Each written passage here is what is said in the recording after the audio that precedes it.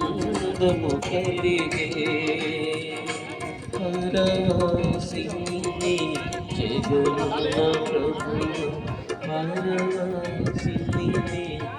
జగన్న ప్రభు పరవాసిని జగన్న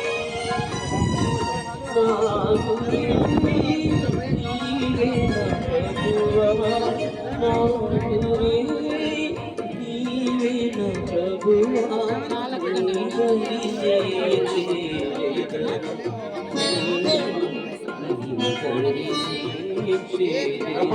యేసుక్రీస్తు వారికి ఇద్దరు సహాయపడుతూ యేసుక్రీస్తు వారికి సమాజంలో తీసుకొచ్చిన యేసుక్రీస్తు వారికి హల్లెలూయా.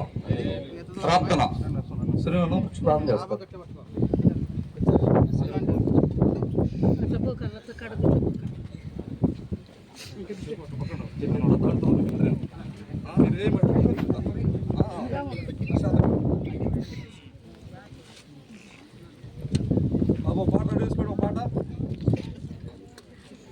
ప్రార్థన చేస్తాము.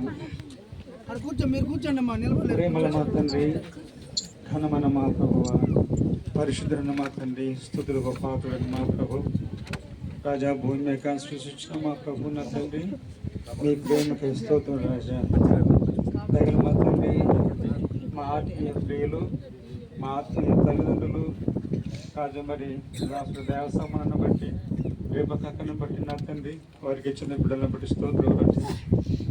దయగల మా తండ్రి, మీ బిడ్డ రాజా దేవరాను ప్రభా మీరు ప్రేమించి శ్రేష్టమైనటువంటి జీవితం ఇచ్చిన వారైనా తండ్రి రాజా నా తండ్రి ప్రభా దేవరా మీ బిడ్డగా పేరు తగ్గట్టుగానే నా తండ్రి రాజా పేరెట్టేటువంటి అర్థమించేటువంటి ప్రభా దేవరాను మీరు జ్ఞాపకం చేసుకుని ఆ బిడ్డ పుట్టటము తేనెనేటువంటి వాక్యములు కొట్టింది, పెరిగింది వాక్యములో రాజా నాయన పని చేసింది వాక్యములోని రాజా మీ మహిమలోనికి పిలువబడింది వాక్యములోని ఇటు వాక్యములో నింపిన మా ప్రభు మీ బిడ్డ రాజా మీ సొంత సమయంలో దేవరా మీరు జ్ఞాపం చేసుకొని మీ మహిమలోనికి నా తండ్రి ఆకాశం మహాకాశంలో రాజా దాటింపజేసిన ఆయన మీ సన్నిధి పిలుచుకున్నాం మా ప్రభు రాజా మీ కృపను బట్టి స్తోత్రం తండ్రి ప్రభా మీ దేహాన్ని నా తండ్రి మీ వాక్యానుసారంగా మరి భూస్తో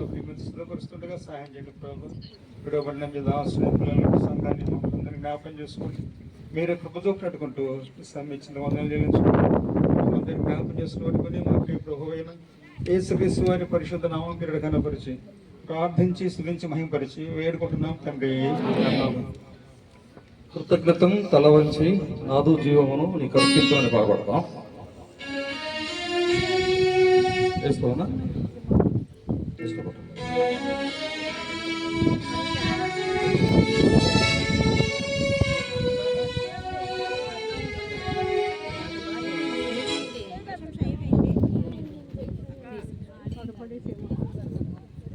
ఎక్కడ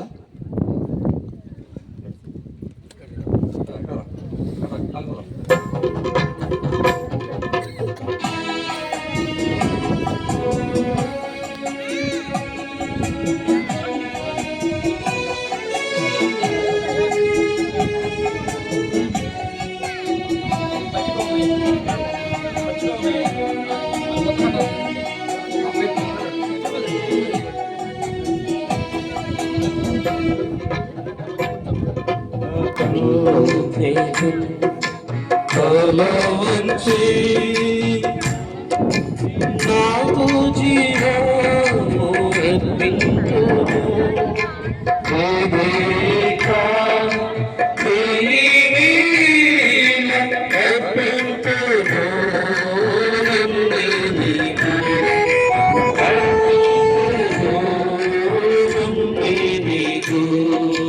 దూరం ప్రేమ మరచి వేరేమిటి నీ గాయము దూరమిటి నీ ప్రేమ మరచి వేరేమిటి నీ గాయము దూరముగా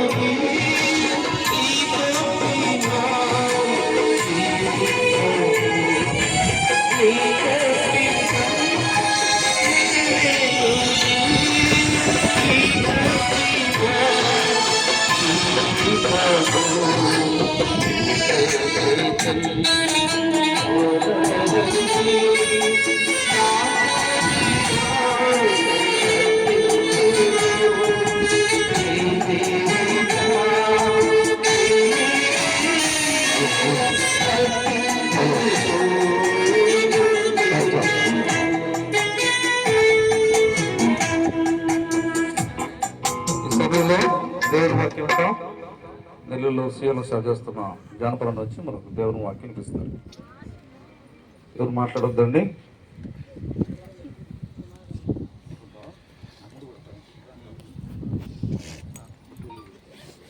కీర్తనలు ఒక సమయంలో మనము కొద్దిగా సౌండ్ పెట్టండి, కొద్దిగా లైట్. కీర్తనలు 90వ కీర్తన. బైబిల్ ఉన్నవారు దయచేసి చూడండి. Psalm 19 verses 1 to 3. 90వ కీర్తన 1వ వచనం నుండి 3వ వచనం వరకు మనము బైబిల్ ఉన్నవాళ్ళు నాతో కూడా కలిసి చదవచ్చు. ప్రభువా, తరతరముల నుండి మాకు నివాస స్థలము నీవే. పర్వతములు పుట్టకమునుపు, భూమిని లోకమును నీవు పుట్టింపకమునుపు, యుగ యుగములు నీవే దేవుడవు. నీవు మనుష్యులను మంటికి మార్చుచున్నావు. నరులారా తిరిగి రండని నీవు సెలవిచ్చుచున్నావు. ప్రార్థన చేసుకున్నావు. పరిశుద్ధుడు అయిన తండ్రి, ప్రియబిడ్డ నా తండ్రి దెబోరా, మీరు మీ మహిమలోనికి పిలుచుకున్నారు. దెబోరా ఏడవ పాట, భర్తకి 2 కుమార్తెలకు, అలానే రక్త సంబంధులకు, తోబుట్టుకి కొంత బాధకరమే. కానీ తన యొక్క ప్రయాసలన్నీ మాని మీ దగ్గర విశ్రాంతి తీసుకుంటున్నది. అయితే విడవబడిన వారికి కావలసిన మీ ఆదరణ దయచేయండి. ముఖ్యంగా మీ సేవకుడు ప్రియతముడు ఆండ్రూస్ దేవా, ఈ సమయంలో ఇక్కడున్న వారందరితో కూడా చదవబడిన వాక్య భాగములను మా నిమిత్తమై ఆశీర్వదించి మీరు మాట్లాడమని యేసుక్రీస్తు నామములో ప్రార్థించి స్తుతించి వేడుకుంటున్నాము తండ్రి. మానవుడు భూమి మీదకి రాకముందు మానవుని యొక్క నివాస స్థలము ఏది అంటే తడవలాడుకోకుండా చెప్పవలసిన మాట ఏంటంటే దేవుడు.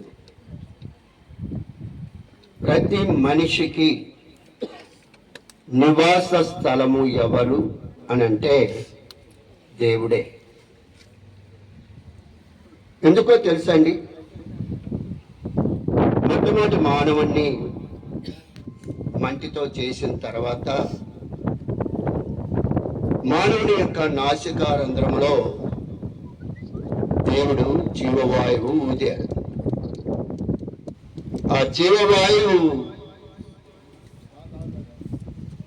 మానవుల్లోనికి పోకముందు ఆ జీవవాయువు ఎక్కడున్నదంటే దేవుడిలో ఉంది. సో ఒక మాటలో చెప్పాలంటే దేవుడే మానవుని యొక్క జీవము. అందుకని అపోస్తలుడైన పౌలు కొలసీలకు రాసిన పత్రిక 3వ అధ్యాయము 3-4 వచనాల్లో కానీ చూసినట్లయితే మనకు జీవమై ఉన్న క్రీస్తు ప్రత్యక్షమైనప్పుడు అనే మాట మనం చూస్తాం. God is our life. He has given life to us. మనకు ఆయన జీవాన్ని ఇచ్చాడు. కాబట్టి నీవు నేను గమనించవలసింది ఏంటంటే మన జీవానికి సోర్స్ ఎవరంటే దేవుడే. సో ఎక్కడి నుండి మరి జీవం వచ్చిందో ఆ జీవము మరలా అక్కడికే వెళ్తుంది. ఆ వెళ్ళిన మూమెంట్ని మనం చనిపోయారు అని అంటాం. కాబట్టి ఇక్కడ మోషే భక్తుడు అంటున్న మాట ఏంటంటే, ప్రభువా, తరతరముల నుండి మాకు నివాస స్థలము నీవే. You are our dwelling place. నీవు మాకు నివాస స్థలము అని అన్నాడు. కాబట్టి not only life to the Deborah but also us. మనకు కూడా లైఫ్ దేవుడే. కాబట్టి మనము ఎప్పటికైనా మన లైఫ్ ఎక్కడి నుంచి వచ్చినదో అక్కడికి వెళ్ళవలసింది. కాబట్టి దెబోరా ఎక్కడి నుండి వచ్చినదో అక్కడికి వెళ్ళింది. ఇది ఈ నిరీక్షణ అనేది కేవలము యేసు ప్రభువు నమ్ముకున్న వారికే ఉంటుందన్నమాట.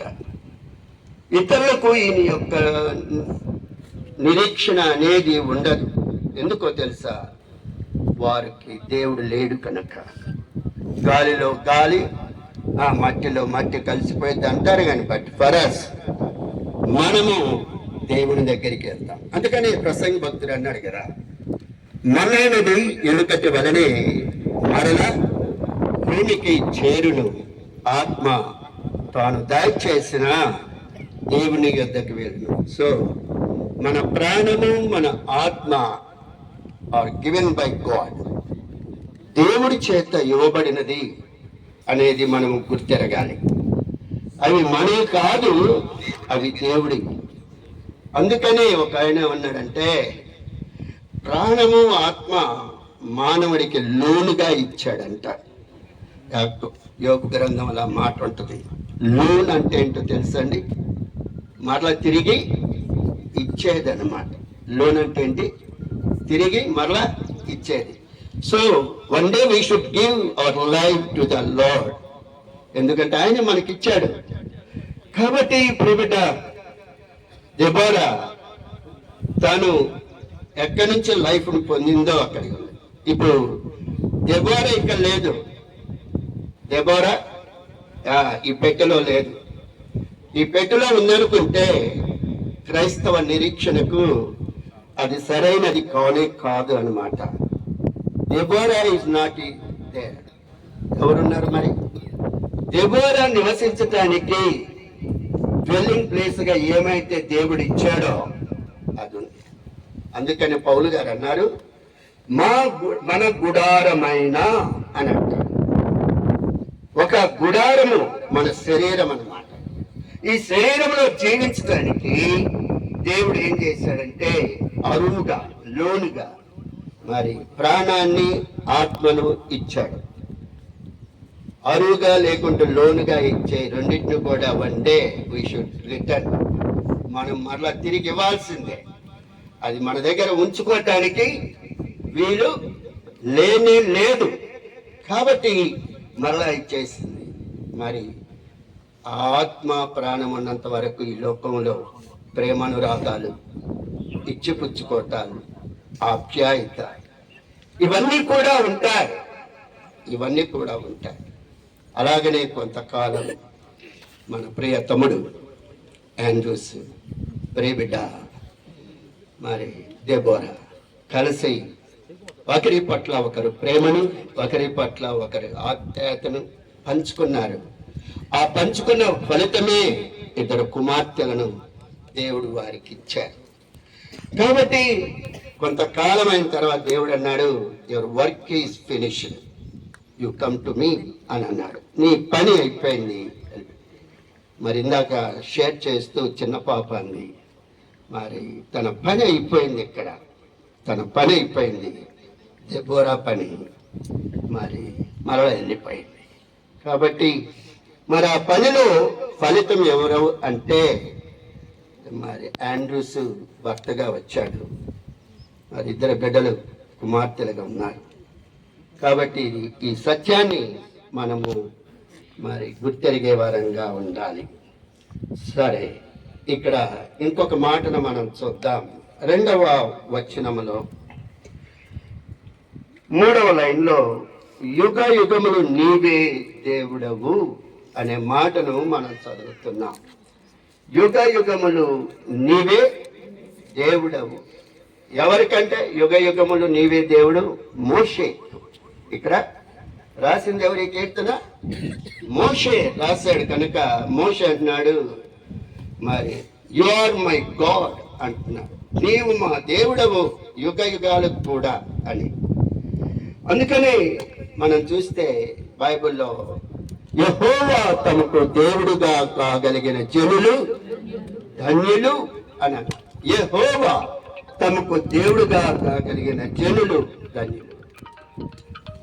దెబోరా దేవుణ్ణి తనకు దేవుడుగా చాలాసార్లు మా దేవ అంటాం. మా దేవ అనేది ఎవరైనా అంటారు, బట్ అనాల్సింది ఏంటంటే నా దేవా అని. నా దేవాన్ని ఎప్పుడు పిలవగలము? ఆయన నీకు దేవుడుగా ఉన్నప్పుడు అన్నమాట. చాలాసార్లు పౌలు అంటాడు, నా దేవునికి నేను స్తుతి చెల్లిస్తున్నాను అని అంటాడు. మరి నీకు దేవుడుగా ఉన్నాడా? ఇప్పుడు దెబోరా విడిచి వెళ్ళిన నివాస స్థలాన్ని మనము చూస్తూ ఉన్నాం, ఫోటోలు తీసుకుంటున్నాం, ఇంకేదేదో చేస్తున్నాం. ఇట్స్ గుడ్, ఎందుకంటే ఫర్ అవర్ మెమరీ, మన జ్ఞాపకానికి తీసుకుంటున్నాం. బట్ థింగ్ ఈజ్, దేవుడు నీకు దేవుడుగా ఉన్నాడా అని. నీకు దేవుడుగా ఉన్నాడా? ఒకవేళ దేవుడుగా లేకపోతే this is the acceptable time to accept Jesus Christ as our personal saviour. ఇదే అనుకూల సమయము దేవుణ్ణి నీవు నీ సొంత రక్షకుడుగా అంగీకరించుటకై. ఇదే నీకు